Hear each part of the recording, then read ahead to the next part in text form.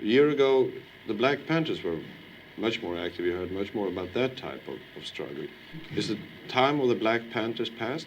The Black Panthers still exist, and the Black Panthers are still extremely active in the Oakland community and in communities all over the country. I'm not sure whether you are aware of what is now happening in the Black Panther Party and the kinds of things that members of that party are doing now. No, but tell me.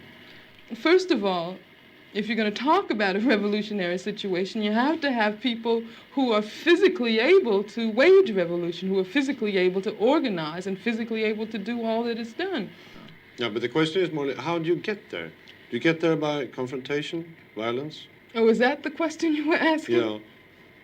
See, that's another thing. When you talk about a revolution, most people think violence, without realizing that the real content of any kind of revolutionary thrust lies in the principles and the goals that you're striving for, not in the way you reach them.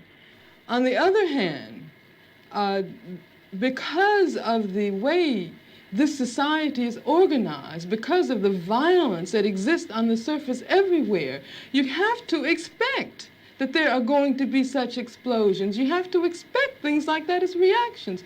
If you are a black person and live in the black community all your life and walk out on the street every day seeing white policemen surrounding you, when I was living in Los Angeles, for instance, long before the situation in LA ever occurred, I was constantly stopped. No, the police didn't know who I was, but I was a black woman and I had a natural, and they, I suppose, thought that I might be a, quote, militant.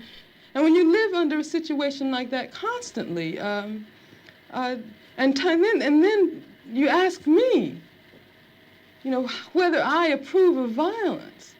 I mean, that just doesn't make any sense at all. Whether I approve of guns. I grew up in Birmingham, Alabama. Some very, very good friends of mine were killed by bombs that were planted by racists.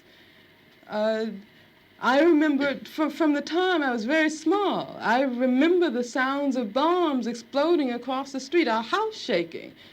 I remember my father having to have guns at his disposal at all times because of the fact that at any moment we might expect to be attacked. The man who was at that time in complete control of the city government, his name was Bull Connor, would often get on the radio and make statements like, niggers have moved into a white neighborhood, we better expect some bloodshed tonight. And sure enough, there would be bloodshed.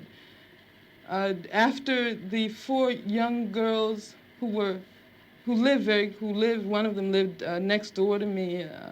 I was very good friends with the sister of another one.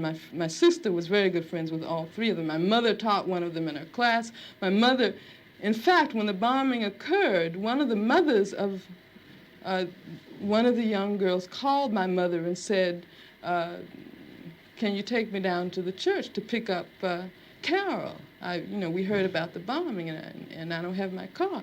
And they went down, and what did they find? They found limbs and heads strewn all over the place. And then after that, in my neighborhood, all of the men organized themselves into an armed patrol. They had to take their guns and patrol our community every night because they did not want that to happen again. I mean, that's why when someone asks me about violence, I just find it incredible. Because what it means is that the person who's asking that question has absolutely no idea what black people have gone through, what black people have experienced in this country since the time the first black person was kidnapped from the shores of Africa.